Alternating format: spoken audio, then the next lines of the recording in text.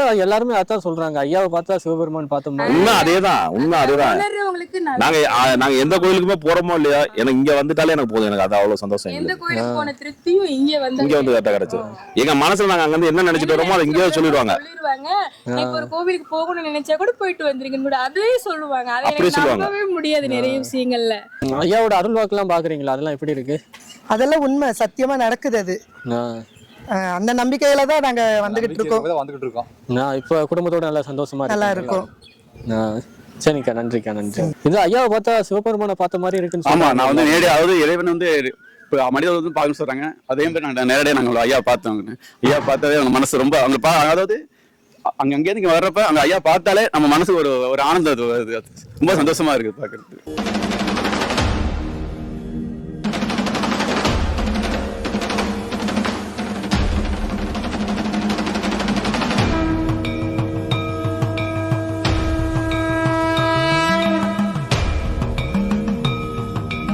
என் பேர் ஆனந்தவாணிண்ணா. சரி, உங்க அப்பாவா? ஆமாண்ணா. திருச்சியில இருந்து வர்றீங்களா, உங்க கஷ்டமா தெரியலையா? இல்லைண்ணா, இங்க வர்றது எங்களுக்கு ரொம்ப புண்ணியமா அது மாதிரி இருக்கு. இந்த இடம் எப்படி இருக்கு உங்க ஊருக்கும் இந்த இடம்? ரெண்டு எப்படி சொல்றது, வார்த்தை நான் சொல்றதுக்கு நல்லா இது நிறைஞ்ச மனசோட இருக்கு. ரொம்ப இயற்கையா அமைதியா. ஆமாண்ணா, தாத்தாவை டெய்லி பாத்துக்கலாம், ஆகாஷ் தாத்தாவை, ஆட்சி சிவந்தத்தையும் பாத்துக்கலாம், கோயில்பட்டி தாத்தையும் பாத்துக்கலாம். நல்லா இருக்குண்ணா. இங்க வர்றது பிடிச்சிருக்கு. ஆமாண்ணா. வர்றதுக்கு முன்னாடி உங்க குடும்பம் எப்படி இருந்தது, இங்க வந்ததுக்கு அப்புறம் எப்படி இருந்தது? வர்றதுக்கு முன்னாடி நல்லா இருந்தோம்னா, வந்ததுக்கு அப்புறம் இன்னும் கொஞ்சம் அப்பா அம்மாலாம் இது பண்ணி இந்த சாமி தாத்தா அதுல நல்லா இது பண்ணிட்டாங்க. தாத்தா ரொம்ப நல்லா பண்றாரு. ஆமாண்ணா. சரியா, சரி, நன்றி. நன்றிண்ணா. தனபாக்கியம் அழகர். நான் வந்து சென்னையில இருந்து வரேன். எங்க பூர்வீகம் குலசாமி இந்த ஊர்ல இருக்கு. இந்த ஊர் வந்து தெற்கு வண்டானம். இங்க வந்து நான் குலசாமி கோயிலுக்கு வந்துட்டு வருவேன். அப்போ வந்து இங்க சித்தர் சபை இருக்குங்கிறது எனக்கு 10 இயர்ஸ்க்கு முன்னாடி தெரியாது. ஆனா இருந்துச்சு. 10 வருஷத்துக்கு 20 வருஷமா இருக்கு. அது எனக்கு தெரியாது. நான் 50 சாமி கும்பிட்டு அப்படியே போயிருவேன். அப்புறம் எங்க வீட்டுக்காரர் 10 இயர்ஸ் முன்னாடி 10 வருஷம் முன்னாடி இறந்துட்டாரு. அப்பதான் சாமி வந்து எனக்கு ஃபோன் பண்ணாங்க. அப்ப என்னன்னா, உங்க குலசாமி வந்து என்னை சொல்லுச்சு, உங்களை கூப்பிட சொல்லுச்சு, நீங்க சித்தர் சபைக்கு வரணும் அப்படின்னு சொன்னாங்க. சரின்ட்டு நான் இங்க வந்தேன். இங்க வந்து உங்களுக்கு நடந்த அற்புதங்களை கொஞ்சம். நிறைய அற்புதங்கள் நிறைய இருக்கு. நிறைய குழப்பத்துல இருந்தேன், வெளியிலே போக மாட்டேன், வீட்டுக்குள்ளே இருப்பேன். அப்பதான் சாமி சொன்னாங்க, இங்க வந்தீங்கன்னா நல்லா இருக்கும் அப்படின்னு சொன்னாங்க. அப்புறம் பிள்ளைங்க 3 பொம்பளை பிள்ளைங்க, ஒரு பையன். அவரே குழப்பமான குடும்பமா இருந்ததுன்னு வச்சுக்கோங்களேன், வீட்டுல பெரியவங்க இல்லாதனால. அப்புறம் அதெல்லாம் எனக்கு விலைக்கு கொடுத்தாங்க, சுவாமி விலைக்கு கொடுத்து நிறைய நல்ல விஷயங்களும் நடந்தது. குழந்தைங்களும் இப்போ பொம்பளை பிள்ளைங்க அங்கே சென்னையில் தான் இருக்காங்க, பையனும் அங்கே தான் இருக்காங்க. எல்லாருமே நல்லா இருக்காங்க. இங்கே வந்துட்டு போய் சில நேரம் கஷ்டமாக இருக்குது, ஏதாவது ஒரு பிரச்சனைகள் இருக்குன்னா இங்கே வந்து சாமி கிட்ட சொல்லிட்டு பேசிட்டு போனேன்னா அது சரியாயிடும். அந்த பிரச்சனை 10 வருஷமா நீங்க போயிட்டு தான் இருக்கேன். வருவேன்.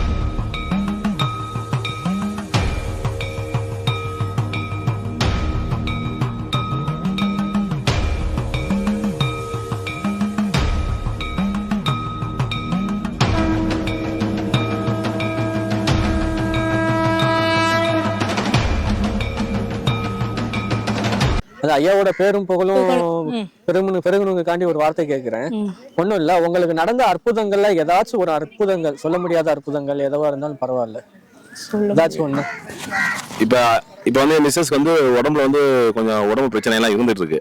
இப்ப ஐயாட்ட வந்து நாங்க வந்து இப்ப டாக்டரை யாருமே நாங்க கன்சல்ட் பண்ணவே இல்லை.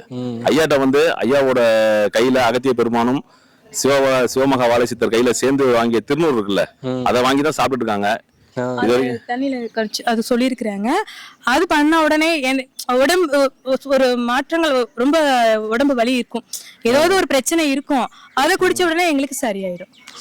அதுதான் நான் சொல்லுவேன். இது ஆச்சரியமா இருக்குது, நம்ப மாட்டாங்க யாருமே. எங்களுக்கு இது அப்படியே அற்புதமா அந்த மாதிரி தான் சொல்ல தெரியல, அந்த மாதிரி இருக்குது அனுபவங்கள் எல்லாம். அதே மாதிரி எனக்கு வந்து ஃபைனான்ஸ் ரீதியாக எனக்கு ஏகப்பட்ட பிரச்சனைகள் இருக்கு. ஆனா நான் எப்ப எனக்கு காசு வேணும்னு நான் நினைக்கிறேனோ, எந்த வழியிலயாவது வந்து எனக்கு வந்து அனுகிரகம் கிடைச்சிருது. எனக்கு காசுக்கு நான் இங்க வரணும்னு நினைக்கிறப்ப கையில காசு இருக்காது. ஆனா நான் காலையில கிளம்பணும் அப்படின்னா எனக்கு எப்படியாவது வந்துடும். அதே மாதிரி ஐயாவோட அருள் வாக்குல இருந்து சொல்ற எல்லாத்தையும் நம்ம கரெக்டா ஃபாலோ பண்ணிட்டே வந்து சரணாகதி, பூர்ண சரணாகதி அடையணும். இங்க ஏன்னா தானே போயிடக்கூடாது. அவங்க என்ன சொல்றாங்களோ அதை நம்ம கேட்டு அதுக்கு தகுந்த மாதிரி நம்ம நடந்து போனோம்னா நம்ம வாழ்க்கை கண்டிப்பா நல்லபடியா அமையும். என்னோட நான்லாம் ஒரு காலத்துல சாமின்றது வந்து அந்த அளவுக்குலாம் ஈடுபாடு கிடையாது. இப்போ முழு நேரம் வந்து ஈடுபாடுல தான் இருக்கேன். சாமி நம்பிக்கையே இல்லாம இருந்து திரும்ப சாமி நம்பிக்கை இருந்துச்சு அந்த அளவுக்கு டீப்பா வர மாட்டேன், உள்ள வர மாட்டேன், மேலோட்டமா போயிருவேன் அப்படியே. இங்க வந்ததுல இருந்து சிவபெருமானே கதின்ட்டு நான் இப்ப நின்றுட்டு இருக்கேன் இந்த இடத்துல. நிறைய நல்ல விஷயங்கள் நடக்குது, நிறைய காட்சிகள் தெரியுது. வாலி சித்தரை பார்த்திருக்கேன் காட்சியில. அகஸ்தியர் வந்து முழுசா நான் பார்க்கல, சுட்சமம் அப்படிதான் பார்த்திருக்கேன். மற்றபடி நிறைய தெய்வங்கள் பார்த்திருக்கேன் இங்க வந்ததுல இருந்து. மனசுக்கு நிம்மதி இருக்கு, அவர் நிம்மதி, ஒரு சந்தோஷம், ஒரு ஆனந்தமான ஒரு இதுன்னு சொல்லுவாங்கல்ல, அந்த மாதிரி இதெல்லாம் நல்லா இருக்கு, நல்லா நடந்திருக்கு. நிறைய கவலைகள் இருக்கும்போது இங்க நினைச்சிட்டு அதை யோசிச்சு அகஸ்தியர் நினைச்சு சாமி கும்பிட்டோம்னா தீந்துருது. அதனால நீங்க அடிக்கடி வருவேன். பிரச்சனைகள் ஏதாச்சும் இருந்துச்சுன்னா இங்க வந்தா உடனே சரியாயிடுது. அதனால ரொம்ப நல்லா இருக்கு. சென்னையில இருந்து நிறைய வராங்க. ஒரு பிசினஸ் மேன் ஒருத்தர் வருவாரு, கிண்டியில இருக்காரு, அவர் இங்க வருவாரு. இப்போ ஒரு 10 நாளைக்கு முன்னாடி கூட வந்து இங்க ஒரு 4 days தங்கிட்டு சாமியெல்லாம் கும்பிட்டுட்டு அவருக்கு இன்னும் நிறைய காட்சிகள்லாம் வரும். அவர் என்னை விட முன்னாடினா வந்தது இல்லை, இப்ப சேர்ந்ததுல இருந்து அவர் நிறைய காட்சிகள் கொடுக்குறாங்க. அகஸ்தியர் அவர்கிட்ட பேசுறாரு, அது பேசுறதுல நீங்களும் கண்ணால பாக்குறீங்க. பாக்குறோம். அகஸ்தியர் அதாவது இப்ப கொஞ்சம் கொஞ்சமா அவர்கிட்ட மட்டும் பேசுறது இல்லாம மக்கள்கிட்டையும் பேசிக்கிட்டு இருக்காரு. ஆமா, மக்கள்கிட்டையும் பேசுறாரு. நம்ம ஏதாவது கேள்வி கேட்டா அகத்தியர்கிட்ட வேற எங்கேயும் இடத்துல போய் பேச முடியாது. நீங்க பாத்தீங்கல்ல, லைவா பேசுறாருல, அதே மாதிரி நம்ம லைவா ஏதாவது கேட்கணும் சொல்லணும்னு கேட்டோம்னா உடனே பதில் கொடுத்துருவாரு. அது கிடைக்கும். வேற எந்த சபைக்கு போனாலும் உங்ககிட்ட வந்து அது பேச முடியாது. அது எங்கேயும் நடக்காது, இது மாதிரி எங்கேயுமே நடக்காது. நம்ம கேட்டோம்னா அவங்க பேசிட்டு நாங்க சொல்றோம் அப்படின்னு தான் சொல்லுவாங்க. அவங்க கேட்டு நம்மளுக்கு பதில் சொல்லுவாங்க. இந்த இடத்துல வந்து நம்ம யார பேசணும்னு நினைக்கிறோமோ அவங்கள கூப்பிட்டு பேசலாம். இப்ப நானே எங்க குலசாமியை கூப்பிட்டு இங்க பேசியிருக்கேன். எங்க குலசாமி வலதுடைய ஐயனாரு அவரே இங்க வந்து நேரா எனக்கு பேசியிருக்காரு. எங்க கருப்பு சாமி சைவ கருப்பு அவரும் இங்க வந்து பேசி எனக்கு கூட பேசியிருக்காரு. அதே மாதிரி எங்க வீட்டுக்காரே ரொம்ப கவலையோட யோசிச்சு அவஸ்திட்டு சொன்னேன், அது சில குழப்பங்கள்லாம் இருக்கு, நான் அவரை கேட்கணும் அப்படின்னு அவரே வந்து பேசினார். அதையும் எனக்கு பேச வச்சாங்க. நேரடியா பேசினேன் நானு. உடனே சரியானதா? உடனே சரியாயிருச்சு. அந்த குழப்பம்லாம் உடனே சரியாயிருச்சு, தீர்த்து கொடுத்துட்டாங்க. வேற எங்கேயுமே நீங்க இப்படி பார்க்க முடியாது. அப்பக்கப்ப நம்ம யார கேட்கிறோமோ அந்த சாமி வந்து பேசும், அந்த சித்தர்கள் வந்து பேசுவாங்க.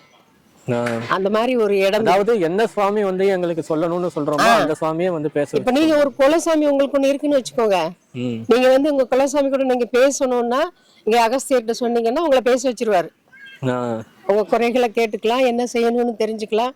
ஆனா வேற இடத்துல அப்படி பேச முடியாது. யாராவது ஒருத்தர் சாமி ஆடுவாங்க, அவங்க கிட்ட போய் நம்ம குறி கேட்போம், அப்படிதான் சொல்லுவாங்களே தவிர இங்க நம்மளே லைவா அவர்கிட்ட பேசலாம்.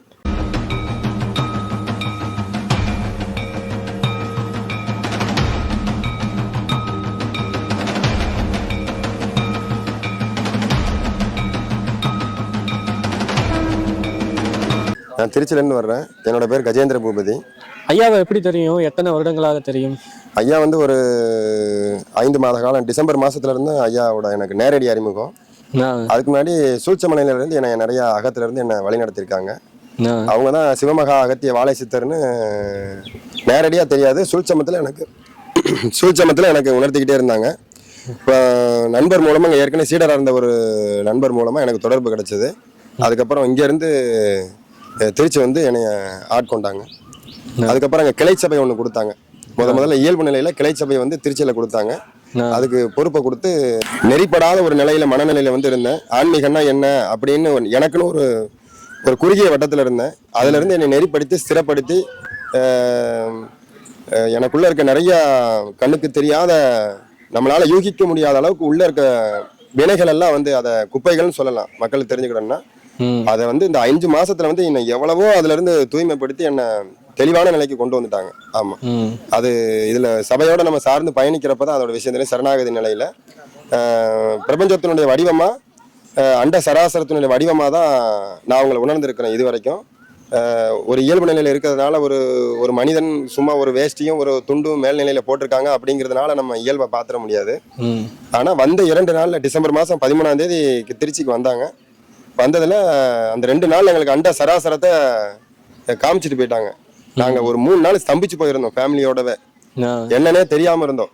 அதான் பிரபஞ்சம். அதாவது கடவுளை வந்து நம்ம மானசீகமா உணர்ந்ததுக்கும் கடவுளை நேர பார்த்ததுக்கும் வித்தியாசத்தை நம்ம எப்படி வந்து நம்ம சொல்ல முடியாது இல்லையா? அந்த அளவுக்கு நிறைவுக்கு நிறைவா அந்த நிறைவை எப்படின்னு சொல்லணும்னு தெரியாம நிறைஞ்சு போய் இருந்தோம். அதுல ஒரு வாரம் ஆச்சு அதுல இருந்து வெளியில வர்றதுக்கு. அப்புறமா எங்களை வைகுண்ட ஏகாதசிக்கு எங்களை வந்து அவங்க பாத பூஜை பண்றதுக்கு நாங்க கோரிக்கை வச்சோம்.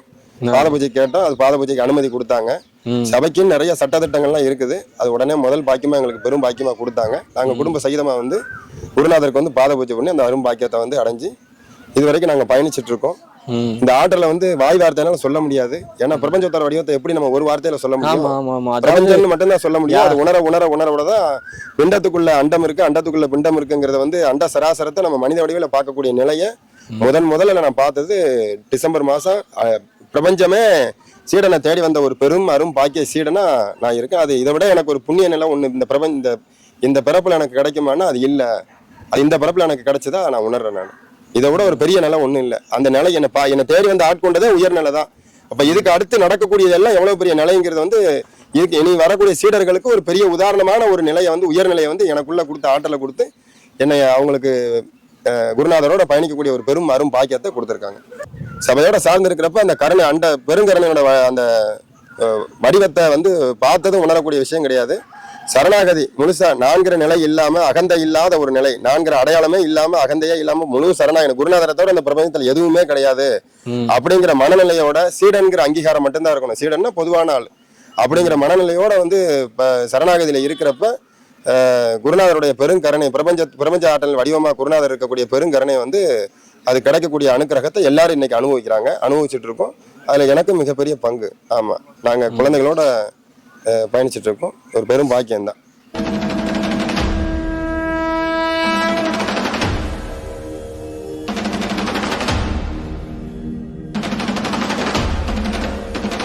என் பேர் பரசுராமன். நான் திருச்சியில இருந்து வரேன். ஐயா எப்படி தெரியும் உங்களுக்கு? ஐயா வந்து எனக்கு ஒரு கடந்த 7-8 மாசமா எனக்கு ஐயா நல்லா தெரியும். அதுக்கு முன்னாடி வந்து இங்க இப்படி ஒரு சித்த சபை இருக்குன்றதே எங்களுக்கு வந்து தெரியாம இருந்துச்சு. அதுல எங்க திருச்சியில ஒரு ஐயா இருக்காங்க, இதுக்கு முன்னாடி பேசியிருப்பாங்க. அவங்க மூலியமா வந்து நான் இங்க வந்து ஐயாவை ஃபர்ஸ்ட் வந்து நாங்க இங்க பார்க்க வந்தோம். அப்ப வரப்ப என்னன்னா எங்களுக்குள்ள ஏகப்பட்ட கருத்து வேறுபாடுகள் இருந்தது எங்க ஃபேமிலிக்குள்ள. இங்க வந்து இப்ப 6 மாசத்துல நான் எப்படி ஒரு 10 தடவைக்கு மேல வந்திருப்பேன். 6 மாசத்துல 10 தடவை வந்திருப்பேன். கண்டிப்பா வந்துட்டு போறேன். இன்னும் வர சொல்றப்ப நான் வந்துட்டே தான் இருக்கேன். வந்துட்டு போறதுனால எங்கள்கிட்ட வந்து அந்த மாற்றங்கள் வந்து நல்லா கிடைக்குது. எங்க ஃபேமிலிக்குள்ள இருக்கிற பிரச்சனைகள் வந்து ரொம்ப சால்வ் ஆயிருச்சு. எனக்கே மிஸ்ஸஸ்க்குள்ள கருத்து வேறுபாடு ரொம்ப இதாயிருச்சு. பைனான்ஸ் ரீதியாகவும் எனக்கு ஏகப்பட்ட பிரச்சனைகள் இருந்துச்சு. அது எல்லாமே இப்ப கொஞ்சம் கொஞ்சமா எனக்கு குறைஞ்சிக்கிட்டே வந்துட்டே இருக்கு. நல்லா இருக்கு. எனக்கு வந்துட்டு போறதுக்கு மன திருப்தியா இருக்கு. எனக்கு ரொம்ப சந்தோஷமா இருக்கு. எனக்கு எங்கேயும் போய் கிடைக்காத ஒரு மன நிறைவு, சந்தோஷம் இங்க வந்த உடனே தெரியுது. வந்த உடனே இப்ப நம்ம இப்ப அம்மா வீட்டுக்கு போறோம்னா எவ்வளவு ஒரு சந்தோஷமா போவோம். அதை விட ஒரு மன நிறைவு எனக்கு இங்க கிடைக்குது. நீங்க ஃபீல் பண்ற வரைக்கும் அதனால ஃபீல் எங்க பசங்களே சொல்லுவாங்க, அம்மாச்சி வீட்டை விட நம்ம இங்கதான் வரணும், இனிமே இங்கதான் வரணும். அவங்களே சொல்லிதான் வருவாங்க. தங்குறதுக்கு இடமெல்லாம் வச்சிருக்காங்க. இப்ப நாங்க வந்தப்போ விட இப்ப நல்ல சௌகரியங்கள் நிறைய இருக்கு. சரி. வந்தா இன்னும் எங்களை மாதிரி மாற்றங்கள் நிறைய பேருக்கு கிடைக்கணும். அத சொல்லணும் தான் மெயினா வந்தது. எங்களை மாதிரி சந்தோஷம் எல்லாரும் அனுபவிக்கணும்.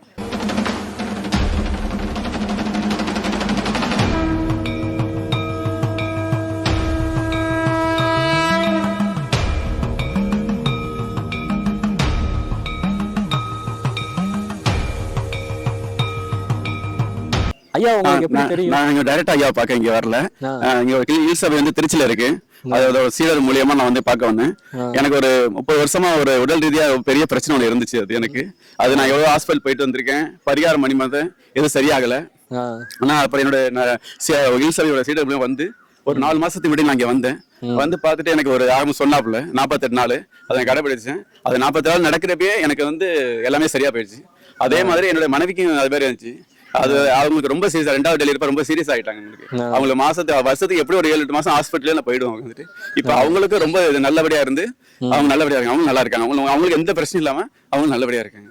அது இங்க நானும் இப்ப பேட்டி எடுத்த வரைக்கும் எல்லாருமே என்ன சொல்றாங்கன்னா ஒரு 2 மாசம் 3 மாசத்துக்கு கூட வந்துருவோம் அப்படிங்கிறாங்க. நீங்க எப்படி? நான் 4 மாசத்துல 15 ட்ரிப் வந்திருக்கேன். 4 மாசத்துல 15 மாசம் ட்ரிப் அப்படியே வந்துருவோம். எப்பதான் டைம் கிடைக்கிறதோ வந்துடும் வாரத்துக்கு. நான் வந்து விருதுநகர் மாவட்டம் அருப்போட்டை பக்கத்துல இருந்து வர்றேங்க. பந்தலகுடி ஊர் பேரு. இப்போ நாங்கள் ஒரு 10 மாசமா இங்கே வந்துகிட்டு இருக்கோம். இங்கே வந்து இந்த லொக்கேஷனுக்கும் இந்த இடத்துக்கும் ரொம்ப மன அமைதியாக இருக்குது. ரொம்ப சந்தோஷமா இருக்கும். அதான் உண்மை. எனக்கு இங்க வந்து உங்களுக்கு நடந்த அற்புதங்கள் ஏதாச்சும் ஒரு அற்புதங்கள் சொல்லுங்களேன். நிறைய நடந்திருக்கு. அதை இவங்ககிட்ட சொல்லுவாங்க. இல்லை சொல்ல முடியாது, நிறைய நடந்திருக்கு. இவர் வந்து சிவமகா வாழை சித்தருடைய அவதாரன்னு சொல்லியிருக்காங்க. அந்த இதுக்காக நாங்கள் வந்து பார்த்து எங்கள் வாழ்க்கையில் நிறைய பிரச்சனை இருந்திருக்கு. அதெல்லாம் இப்போ கொஞ்சம் நல்லா இருக்குது. எங்கள் வாழ்க்கை பயணம் இப்போ கொஞ்சம் நல்லா உணர்ந்து இது பண்ணுற மாதிரி நல்லா இருக்குது. அதே மாதிரி தவத்தில் இருக்கும்போது அறிய முடியாத காட்சிகள் எல்லாம் இப்போ கொஞ்சம் கொஞ்சம் தெரியுது. ஐயா உங்களுக்கு எப்படி தெரியும்? இப்போ டைரெக்டாக நாங்கள் வரல, இதுக்கு தொடர்பாளராக வேறொருத்தர் அவர் மூலமாக அவங்க சொல்லி நாங்கள் வந்தோம். அவங்களுக்கு அந்த பிரச்சனை சரியாகி இந்த மாதிரி சொன்னாங்க, இது மாதிரி இங்கே வாங்க சரியாயிடும், உங்களுடைய கர்ம வினை அந்த இதெல்லாம் கொஞ்சம் கொஞ்சமாக ஐயா தீர்த்து வைப்பாரு அப்படின்னு சொன்னதுனால அதை நம்பி நம்பிக்கையாக வந்தோம். இப்போ நல்லா இருக்கு.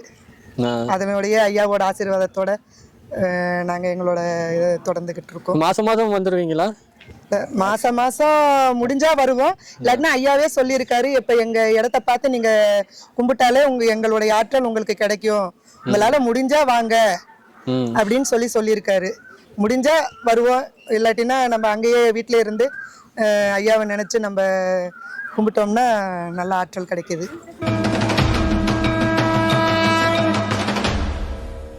ரோஜா தமிழ் டிவி வியூவர்ஸ் எல்லாருக்கும் வணக்கம். இதுவரை நீங்கள் பார்த்த இந்த நிகழ்ச்சி உங்களுக்கு பிடிச்சிருக்கும் அப்படின்னு நினைக்கிறோம். இது மாதிரி பல சுவாரஸ்யமான நிகழ்ச்சி உங்களை வந்து சென்றடைய நீங்கள் செய்ய வேண்டியது ஒன்றே ஒன்று தான். ரோஜா தமிழ் டிவியை லைக் பண்ணுங்கள், ஷேர் பண்ணுங்கள், கமெண்ட் பண்ணுங்கள், சப்ஸ்கிரைப் பண்ண மறந்துடாதீங்க. அது மட்டும் இல்லாமல் எங்களோட செய்திகள் உங்களை வந்து உடனுக்குடன் வந்து அடைய நீங்கள் செய்ய வேண்டியது ஒன்றே ஒன்று தான், பெல் பட்டனை கிளிக் பண்ண மறந்துடாதீங்க.